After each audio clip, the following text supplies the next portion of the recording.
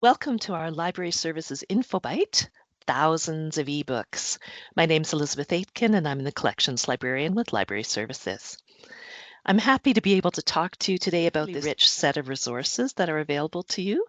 And today I'm just going to give you a brief overview and share some tips and tricks. So today we'll talk about the ebook world because it'll explain a little bit about what you see, what we have in particular in the Library Services collection, 2 ways to find our ebooks, a tour of a few of the most used interfaces, and our Access Medicine Suite, which is something new this year. The ebook world is a little bit complicated. The availability of ebooks is indeed growing, but there's a lot of players, and how we purchase and how we present them to you is a little bit muddy and inconsistent. And that's because the people who provide these ebooks, whether they be publishers or middleman vendors or organizations, have pretty much divided up the market, which means we don't have a lot of options when we want to purchase a particular title, and also the pricing is not terribly competitive. So those are issues that are behind the scenes. There's a relatively small number of providers, and some of them we can buy from kind of freely, and some of them are tied to a proprietary platform. So that would be especially educational and professional organizations. For example, Psychiatry Online is from the American Psychiatric Association, and it's a very nice product. It has journals and ebooks and a couple of study tools and um, the diagnostic and statistical manual. So it's important that we have it, whether we want all the rest of the things that go with it or not. Uh, Another thing that we pay attention to is the number of copies that we purchase. Typically, we are going to try and purchase the minimal amount necessary. So it might be 1, it might be 2 or 3, so that nobody is stuck waiting when they really need to access something. We are not designed or budgeted to cover access for courses where you have 30 to 40 people needing to access things at once, as an example. But if you run into that situation, we can talk about partnerships, so please feel free to reach out. Another thing that goes on in the ebook world is something called bundling. Uh, One of our biggest examples comes from Elsevier, and that would be Clinical Key, where they have bundled some of the most important e-journals and ebooks into a very, very expensive package that unfortunately we aren't able to subscribe to for that reason, which means that there's a whole lot of Elsevier books that we're not able to provide to you, and that does form a barrier. But we do have lots of other really wonderful things. For example, the Access Medicine packages from McGraw-Hill are new to us this year, and they also have ebooks and study tools and lots of interesting ways of searching it. And those are Access Emergency Medicine, Access Anesthesiology, Access Pharmacy, and the more generic Access Medicine. In our own collection, we've spent a lot of time investing in this resource in the last few years and now have over 2,200 titles available to you. In general, try very hard to focus on what is recently published with a 5-year window, and focus on professional ongoing practice. Of course, there's lots of overlap because while we try to maintain a core collection, that often involves making textbooks available. So there is a significant interaction between education and ongoing practice as a focus. We do, as I said, try and maintain a core collection, but of course there may be gaps or new programs that start up, and we recognize that healthcare is a large and complex subject area. So if you have recommendations or think there's some core resources that we should be talking about and trying to make available, We're really happy to talk to you about that. You can reach any of our staff, or there's an email link. I'm going to go to a live demo here, and this might be the most important thing I tell you today, but how to find eBooks. There's 2,200 from all kinds of packages and vendors. So we've given you tools to help you search across the list. There's a big search box, our main search box on the Library Services homepage that we'll be attending to, and there's an ebook title list. So let me show you that.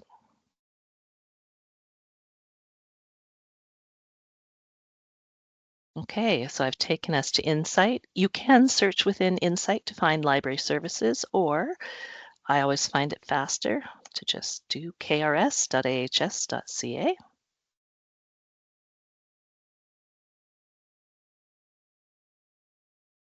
And here we are. So I talked about the big search box. I guess it's not physically all that big, but it's prominently placed. This one here is what I'm looking at, where it says find full text articles, ebooks, and more. So let's use an example. I'm going to look up medical toxicology. There is a specific book I'm looking for. And clearly I've looked at that before. So medical toxicology, search.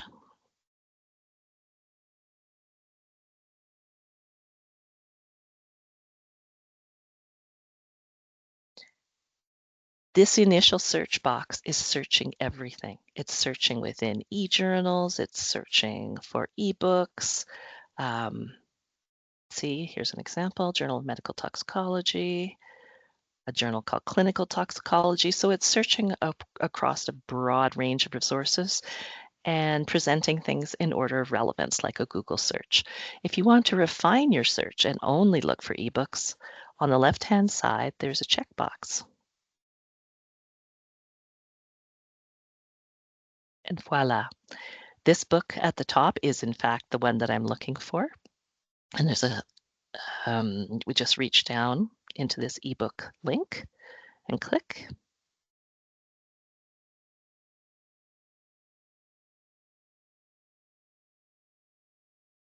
And there we have it.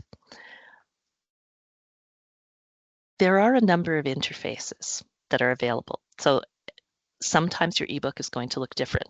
There is sort of a standard list of things that you can do while on the website, but they will maybe be in slightly different spots or might have specific benefits to each one. For example, if we bought this book from a company called ProQuest, that it shows up in the upper left-hand side here. This one's called Medical Toxicology.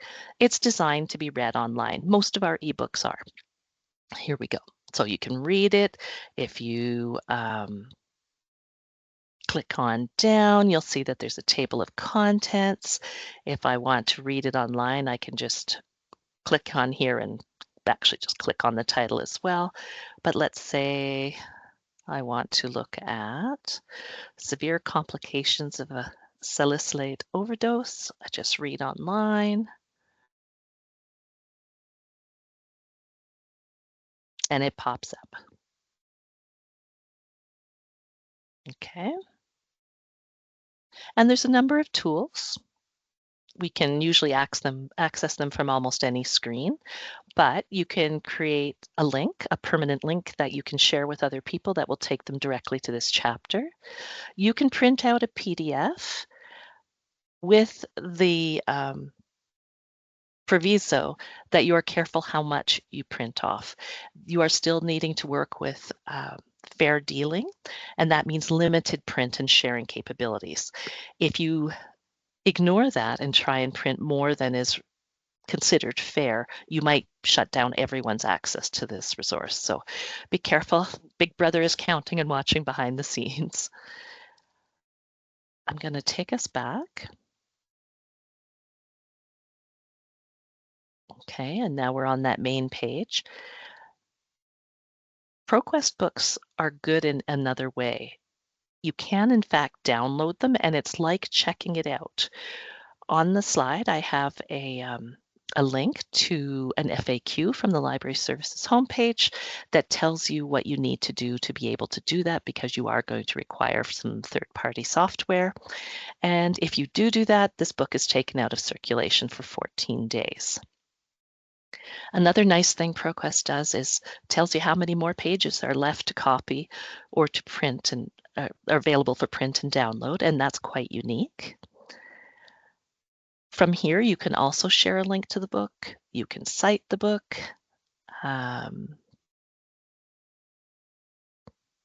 Yeah, there's lots of capability with this particular one. I'm going to take us back to the Library Services webpage now and show you a different way to get to eBooks, and that is looking just in a title. If you have a known title for a book that you're looking for, this can be a nice and quick way to access things. And it's under Search Collections. We have a list of eBooks by title.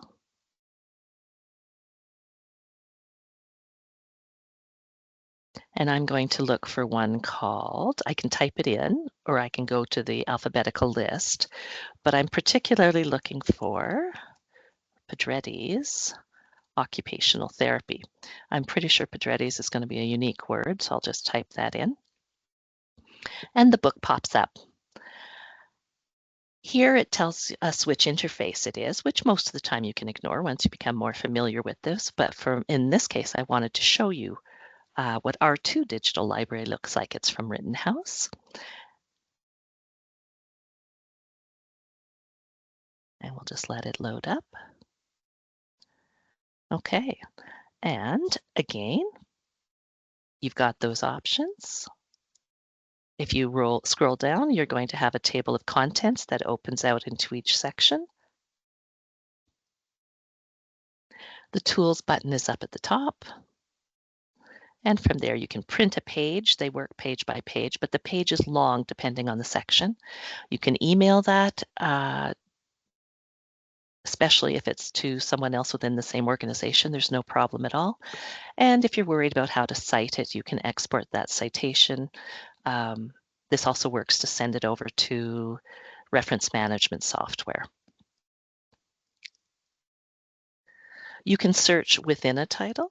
So for example, you can search within this title, or you can search across all of them. That can be kind of interesting too. I'm going to put in a rather unique term I came across to show you something special. So button hook. If you would like to see a picture of what a button hook looks like after you've done the search, R2 is really great in that you can click on images. It's quite a rich source of images. And here they're showing the 2 book chapters, different books, where that shows up. And I'm going to click into this one. It's going to take me right to the correct chapter. And if we scroll on down, this is a button hook to help with occupational therapy. And you can save that image. You need to cite it, and that's fine. You can share it within the organization, but typically you can't use it on any external website or any educational materials that you're going to be sending outside of the organization. These are requirements within the license, but for ourselves, you're very free to use them. PowerPoints, printouts, whatever you need.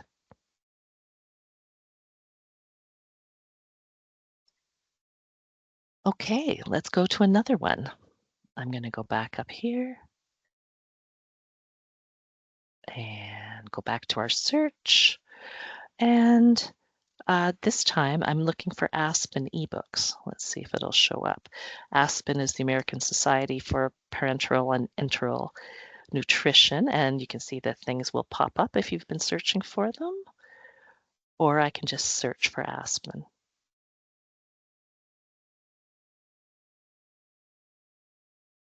And doing things that way means that a series will pop up, which is nice. So we've got a new vendor now. This is eBooks on EBSCOhost.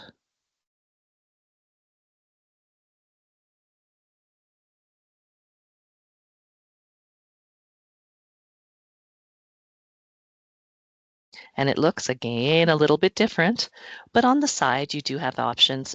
If you create a personal account, you can add it to your folder. You can print, you can email, you can save, you can cite. Again, you can export to a reference manager, create a permanent link. You can create a note, but that would be for things you're going to keep in your personal file. And the other thing that you can do within Aspen is, once again, you can download.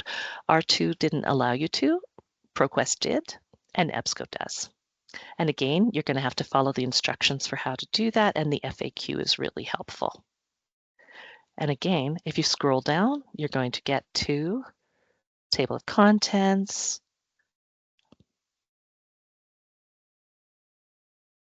And while it's not super elegant,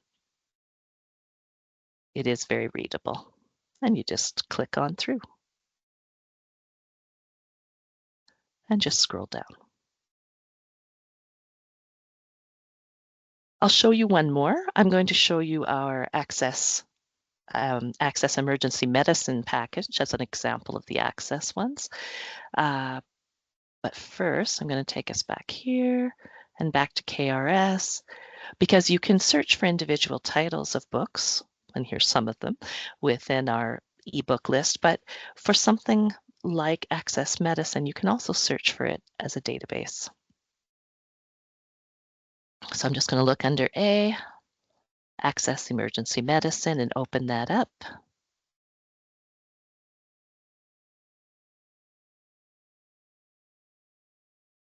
Again, you can create a profile, and that gives you some options, but I'm going to show you that there's a lot of really wonderful choices here. Featured cases, featured books. If we want to see all the books, we can go to a list. And here, atlases or pediatrics, and there's a couple of specialties, or we can view them all.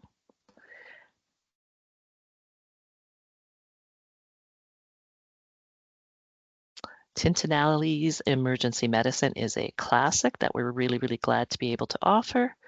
I'll open that up.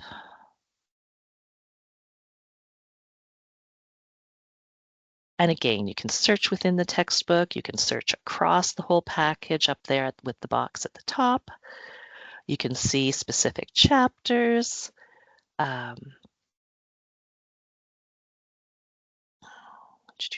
Let's open one up. Let's look at infectious diseases, coronavirus.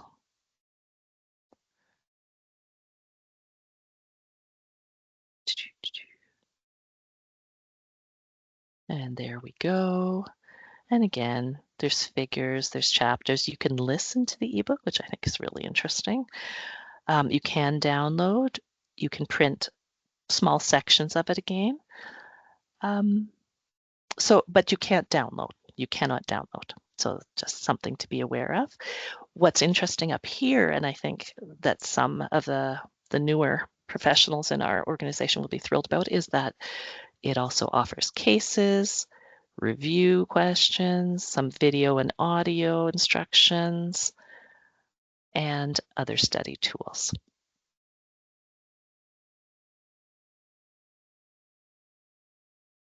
There's one more thing I'm going to point out that's unique to this one, and that is patient education handouts. I can look in Adult Advisor and just show you what that could look like. Abdominal pain, and there's a PDF. There are ways to go in and point at, like, add information like logos. But that is a possibility for you to use. But the biggest reason that we've purchased that is for a really nice suite of emergency medicine ebooks.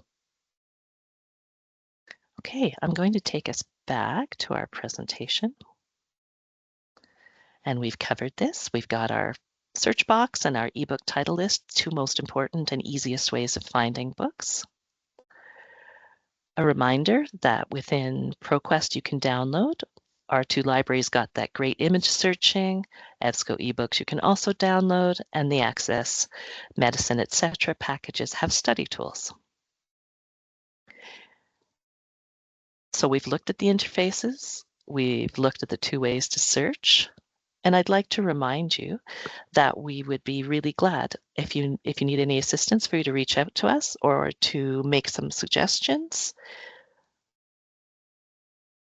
I'll just point out that if you want to, you can do that again. There's a suggestion email link at the bottom of the library website.